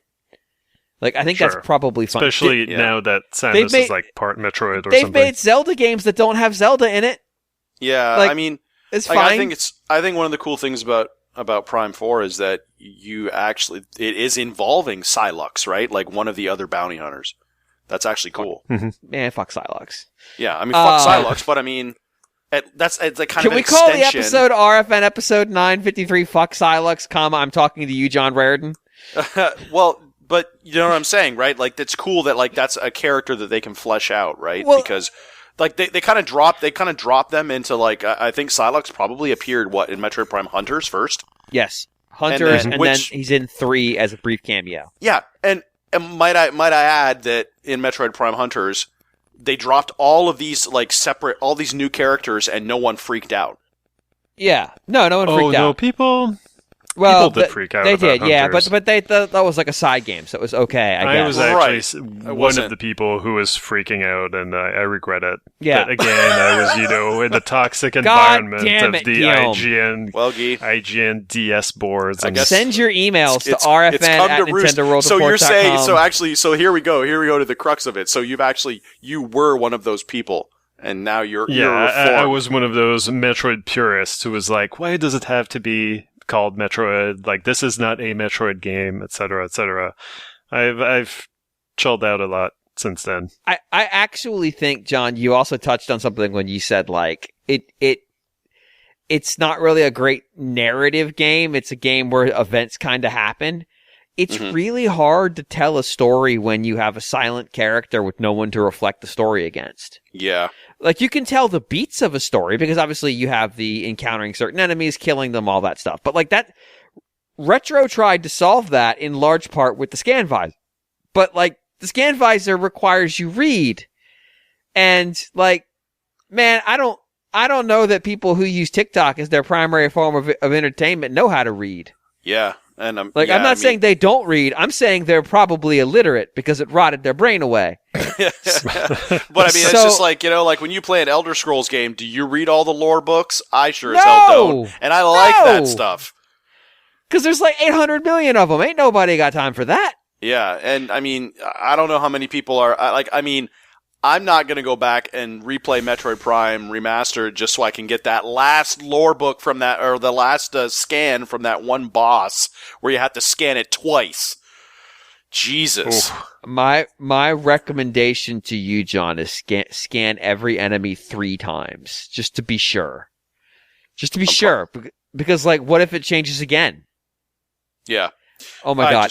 I wasn't vigilant enough. I should have known better. Yeah, that's a you problem. Yeah, it is a me problem in so many ways. But yeah, I don't really get the outrage. I mean, if it's like that through the entire game, I think that's fair.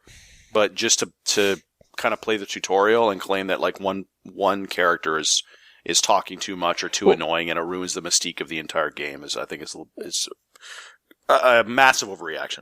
Well, and the thing that came with it was then you had aggregators who were like, Metroid Prime previews are out and everyone wants this character to die. Yeah, I know. Well, it's like, yeah. I mean, they're acting like this character is like Navi.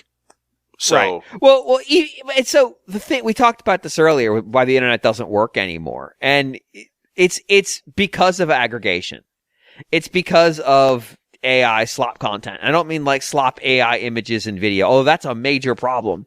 It's about whole articles that are written purely by AI to be aggregated by Google's AI to get good Google AI search scores. So they show up at the top of the page so that they can refeed the AI machine and get those clicks. And so they just aggregate content from other outlets. Hey, Metroid Prime, like the prompt would be, and I'm not joking. I have been shown demos like this. The prompt would literally be, Metroid Prime 4 previews have dropped. We don't have a preview. Aggregate the themes from other previews on the internet.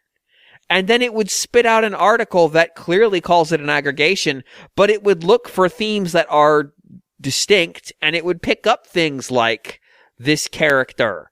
I'm not suggesting that the article I referenced, I think almost exactly by the article title, was written by AI. I wouldn't be shocked if it was.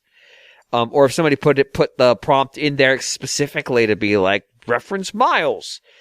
And then it's just an SEO race to the bottom, to the bullshit pit, where all the crap articles get written by crap hacks and AI who are just trying to get the clicks and just trying to put as much shit on there as they can because their EICs have cut the budget of their newsroom and editorial staff to like one person running a whole website of just absolute trash. Or they have a puppet that they've jammed their hand up their ass to do a YouTube video on that makes no goddamn sense. It puts together no kind of logical arguments, shows no internal consistency, and the ability to process media literacy at the rate of a 4-year-old. Well, that's where we're at. Here's a perfect example of this from Chris Kohler on Blue Sky. Mm-hmm. If your primary news source is Facebook clickbait, and it often is, you are currently under the impression that the creator of Mario has died. Okay? That's true. And so it says, so the headline is Super Mario creator Kazuki Motoyama has passed away, right? And so I clicked through on that, and I said, and when you search on his name, the first headline from some rando site says exactly the same thing. And I said, the internet is truly a snake eating itself. Yes. Yeah. And so to reference, the man is a creator. Yes. He has an affiliation with the Mario franchise. Yes. He wrote some of the manga that was released in Japan. In 1988.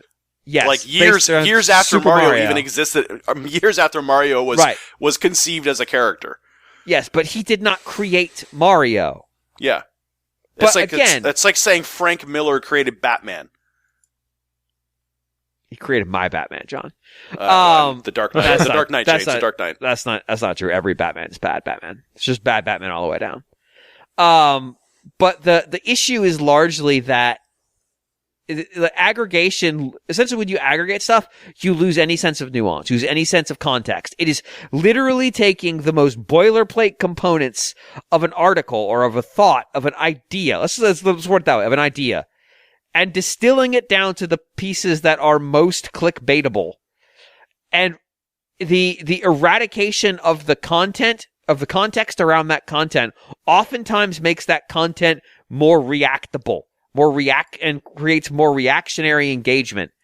So things like the creator of Mario has died, or Mario creator has died, is not a technically wrong statement. He is a creator of Mario content, but it is so fucking dishonest because it is so manifestly not correct when you do implicit meaning. The only reason you would write that article that way is, one, you saw somebody else write that article and you, without the critical context, and therefore you wrote it, or two, you remove the critical context because the idea is to farm engagement, and that's all that matters. Fuck actually providing information. I have written parody articles on NWR that are more educational than some of the shit.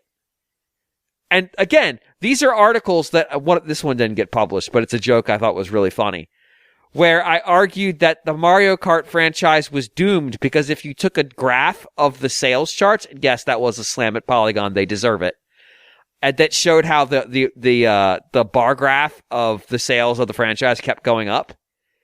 I said, but it doesn't, if you apply this like critical look at the data, you'll realize that this is actually dangerous. And I literally just flipped the chart upside down. And I said, now the bar is going down. It's going so far down. This franchise is doomed.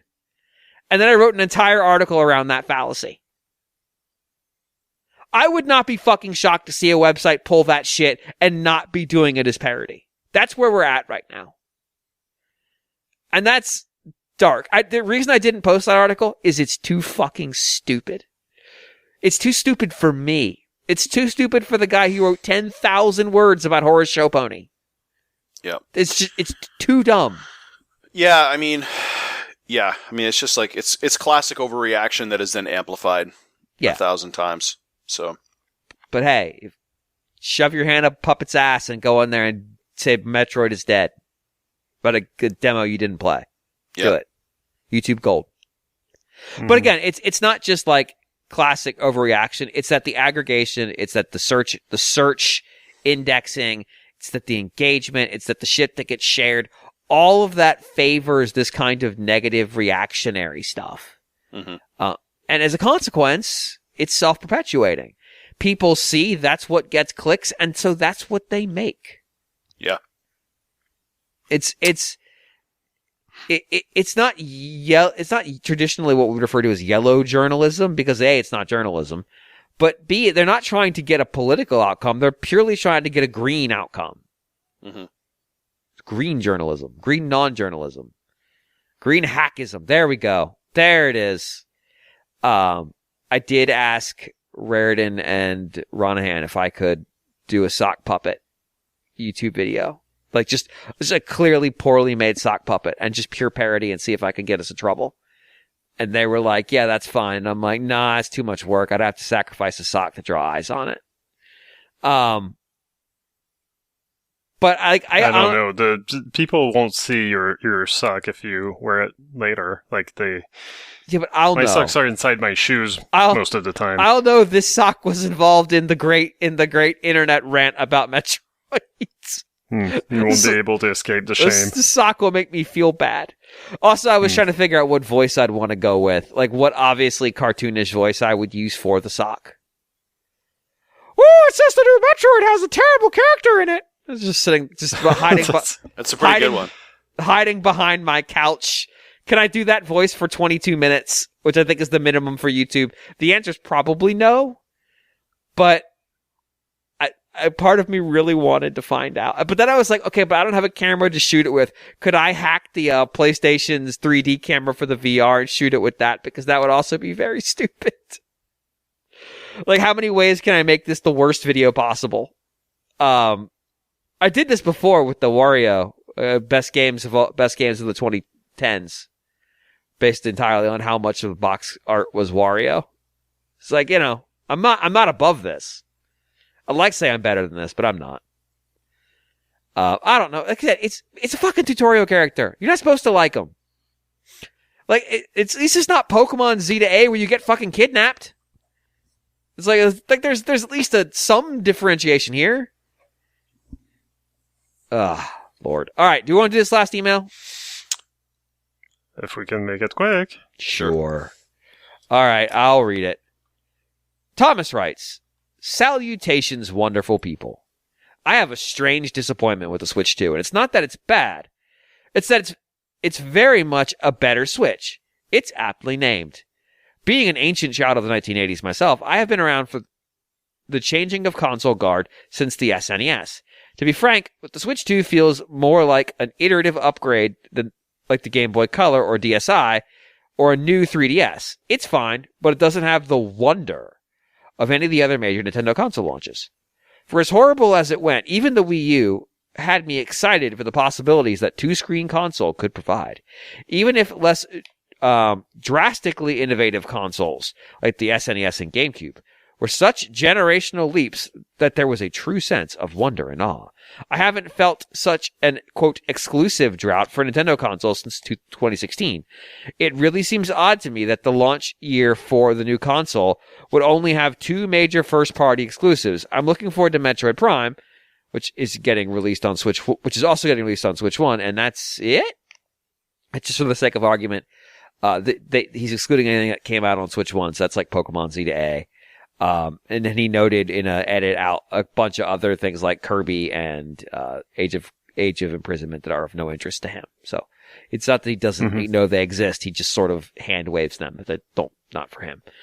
I don't buy Nintendo consoles to play worse versions of multi-platform games. Cyberpunk, Street Fighter 6, the upcoming Resident Evil are all great, and I might double dip for good portable experiences, but I'm not particularly excited to do so. Where are the new Nintendo games? How do you feel about the first 6 months of Switch 2? What is the airspeed velocity of an unladen swallow? Thanks for the show. I always look forward to hearing y'all. I mean, I think the reality of the situation is the same thing that Sony had with the PlayStation 4 and Microsoft had to a lesser degree with the Series X. That cross-generation is just a thing. Like, that's just a thing that we all are going to have to kind of accept. And so the fact that there's some games that are going to be on both. I mean, fucking Breath of the Wild was on both. Twilight Princess was on both. Like, it's not new. Yeah, I mean, to me, this is kind of the end stage of really the maturation of video game technology, really, right? Because it used to be back in the 80s. I mean, PCs have become very cheap to make. Right. So it's natural that, and you even saw this, like you really started to see this with the kind of PS4 generation, where it used to be, of course, the PS3, the cell processor, right? Everybody, my God. That I feel like that was really probably the swan song of really kind of proprietary hardware for a game console. Well, because it was proprietary up and down. Like yes. Like the silicon was proprietary. Yeah, and that's the thing, and that really, like, there isn't much difference conceptually between the PS3 and like the Super NES, where it's bespoke all the way up and down, right? So right. And you saw Sony move over to the PS4 where it was more like a PC, and then of course Xbox, same thing. They go from, I mean, shit, they damn near turned it into a PC, right? So it went from the 360, which was kind of more bespoke, still had, it was very bespoke. Yeah. Bespoke UI and this, that, and the other, right? But like wasn't it running IBM chips as well? Yeah, I think it was. Yeah. But it became more just like your typical PC to the point where it was basically running like a fork of Windows 10 or something, right? Something like that. And so it like you see Xbox move to being more like a PC. And then, Sony, like their PlayStation consoles, they become more like a PC. And then Switch, Nintendo, same thing. They got really burned hardcore with the Wii U, could not be more proprietary, right? Right. Same thing with the Wii. And I think they just saw the kind of writing on the wall, like, look, let NVIDIA design the internals. Like, we'll give them the specs, they go build the thing. Yeah. And even that, I mean, they're using, I mean, underneath the hood is Android, right? They're kind of like a fork of Android. Is it? I mean, it was for Switch. Oh, okay. I'd have to look it up for Switch 2. But like the idea of building bespoke silicon is, I mean, so I say that like the chips inside Switch are built for Switch, but it's chips inside Switch 2 are built for Switch 2, but they're forks of hardware design that exist as part of the providing company's larger catalog. Like they are this like bespoke versions of something that already existed or was created with the intention of being a version of a product line. I don't know, like the Switch 2, yeah, it hasn't had the great, like, I think we got brain poisoned by the Switch 1's first year where it was just crazy shit all the way down. I'm having trouble remembering, like, what was the crazy shit in the first year? Breath of the Wild, Mario Odyssey. I played that on the Wii U. You didn't play Mario Odyssey on the Wii U, and I was still going, no. So... Yeah, Breath of the Wild, I did, though. Splatoon 2, ARMS, there was the upgraded Mario Kart port, which I know is on the Wii U. There was Xenoblade 2, and there's one other one I'm missing. Like, they basically had a game every month. A significant game every month. I would personally say, like, not all of those games were for me, just like Thomas says that they're not all for him. But, like, every game Nintendo makes won't be for you. Like, I feel like that's... No, well, yeah, that's my point. Like, that's not something that's new. On the one hand, I guess I understand the feeling, but I do think that maybe we're looking at the first year of the Switch with rose-colored glasses. I just, I think of the first year of the Switch, I think of, like, Snipper Clips and Snake Pass, and I played one of those. I don't know, like, the launch wasn't just, like, this mind-blowing thing to me, and that's why I kind of waited a couple of months before getting one. One of the things, actually, like, but yeah, like I'm just not looking for the same thing at all that Thomas is looking for in the Switch 2. Like, I'm actually playing a ton of Switch 1 games on it, and I am kind of, amazed that it's actually improving a lot of them. Like, this is actually one of the main selling points for the Switch 2 for me. Like, oh, this actually fixes the games that barely ran on the Switch 1. This is amazing. I want more of this. Like, I guess, like, I don't know, like, what is it? Like, the Switch 1 ran on the same processor as the iPhone 6 or something? Something like that. I mean, it has a lot of cell phone guts in it. Yeah. So it's really ancient, and maybe, like, we kind of forget at this point just how creaky the Switch 1 was getting now that we're playing the Switch 2, which has the same, mostly the same form factor, some improvements. Yeah, it's an aptly named Switch 2 because it's an improved Switch, but goddamn, like it needed those improvements. After 7 years. I don't know that I had rose. Like, I played Xenoblade Chronicles X for almost 100 hours on the Switch 1. I was fine with it. It worked great. Sure. It was difficult for it to play games that weren't built for it. That's the place we had gotten to. Yeah, FYI, the Switch OS is proprietary, but it has components which are based on FreeBSD and Android. Ah, gotcha. So it has components in it of Android, but it is proprietary. Sense. Yeah. So Xenoblade 2 came out December 1st, yes. 2017. So like it came out, like 8 months after launch. Yeah, but he's talking about the first year. Yeah. So we're not done with this. No, Switch we're not. 2 yet. We're not, because it launched later in the year than Switch 1 did. It launched about 2 months later. I'm just saying, later. there's plenty of time for Nintendo to announce and launch to release a new Xenoblade game. I would be thrilled. I would be thrilled. Like, I thought the Switch 1's first year was great. Like, there were a lot of games in there that spoke to me personally, and I was really excited to play, and they were really good. I think by any objective standards, as a publisher that year, Nintendo absolutely beat ass. Like, it's hard for a single publisher to put out that many games and give them all attention. Ask Square Enix. Like, it's a lot of work to array all the horses to be going in the right direction at the right time and everybody to hit their cues. Or when somebody misses their cues, to rearrange things so there's still a product in the marketplace. I think they fucking killed it in 2016. I think 2017. I think 2025, they haven't fucked it up. I think they just haven't delivered at the same level. But I don't know that it was possible to, because they'd basically been watching or letting the Wii U kind of just sit for a couple of years to get to that point. Like, there was a big Wii U game that came out literally weeks before the Switch 2 in Xenoblade Chronicles X. Like, they were still putting content on that system. We got a new Mario game. We got a new Zelda game. I mean, new Zelda game. Those are the kinds of games that would have, on the Wii U, just sat. And they would have said, like, you know what, we're going to move this to Switch. And maybe we'll release a Wii U version of it, maybe we won't.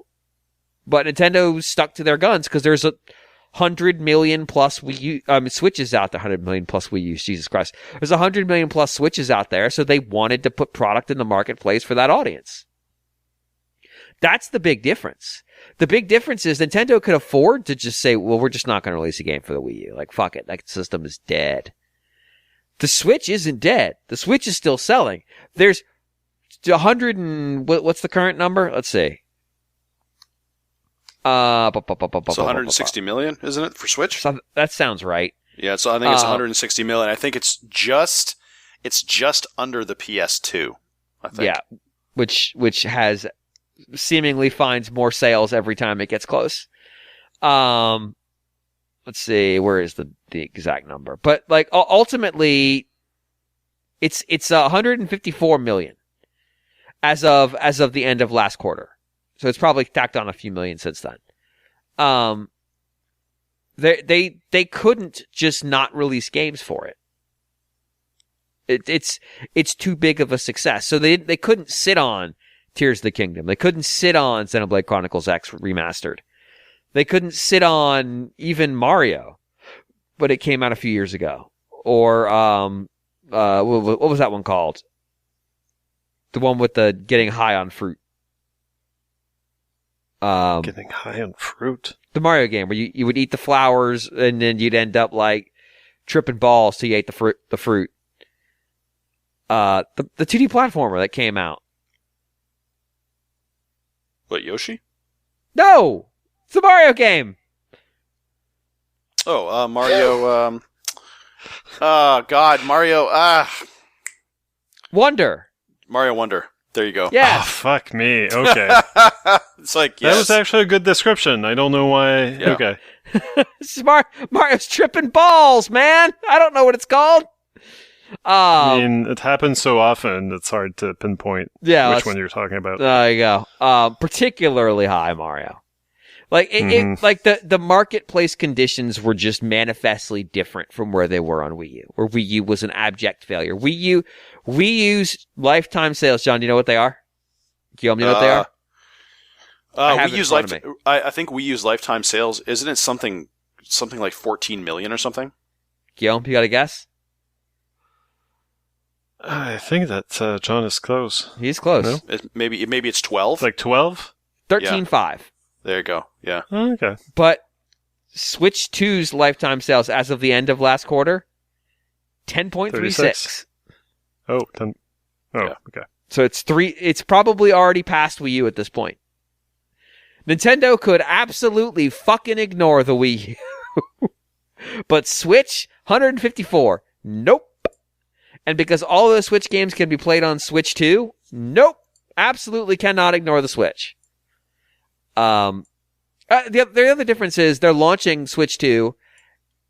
If you don't own a Switch, and this kind of gets to what Guillaume was talking about, even if you do own a Switch, it's a loaded platform already.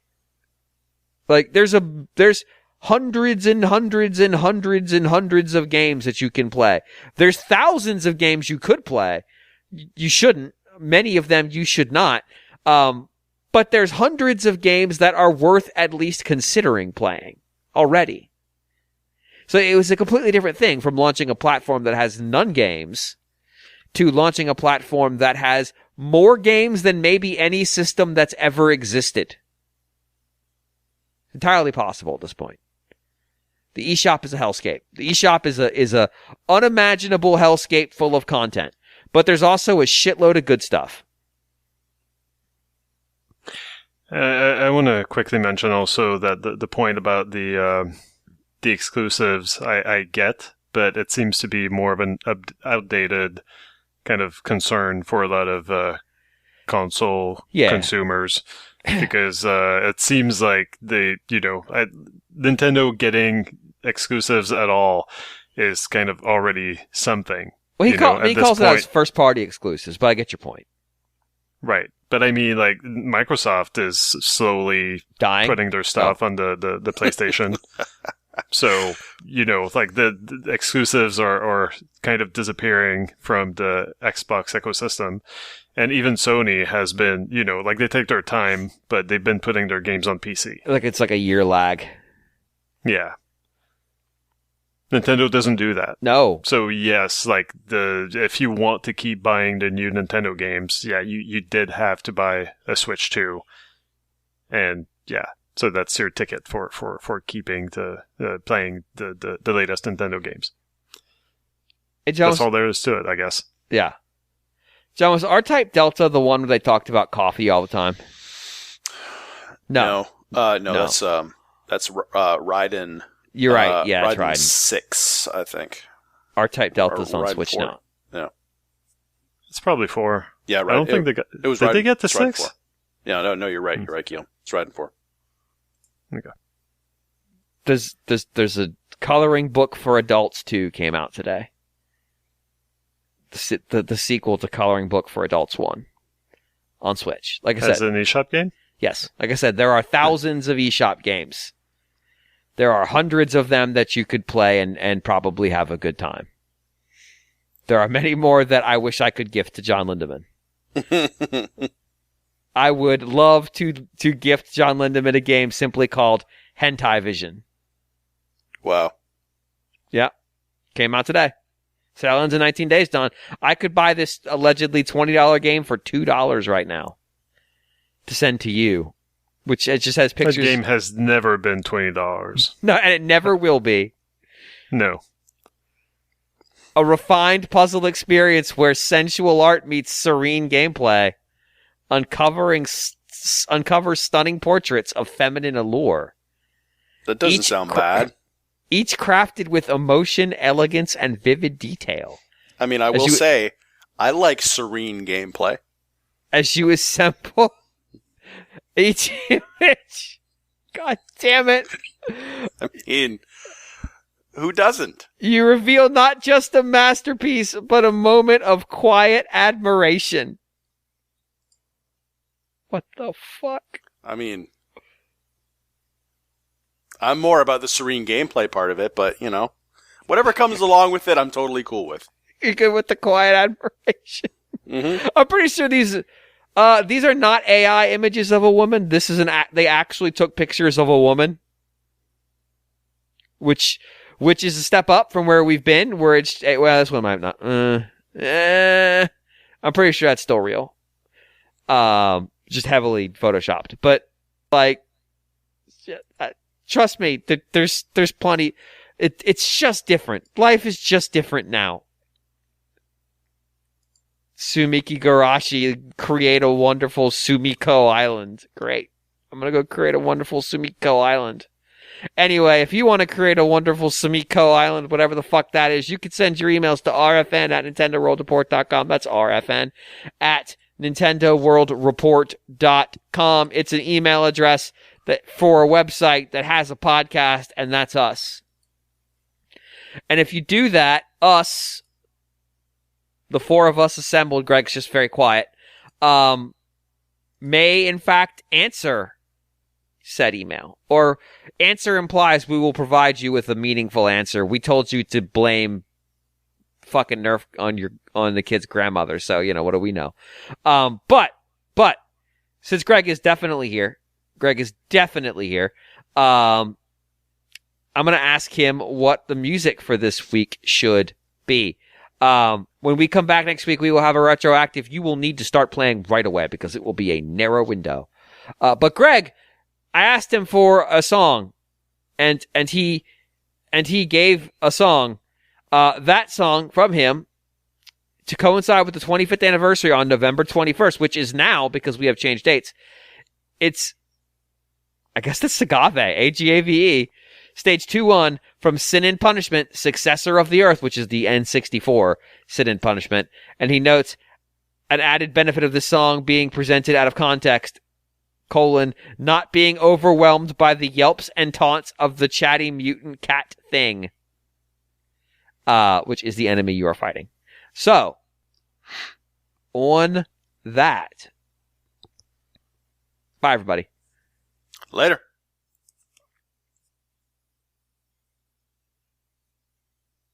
Okay.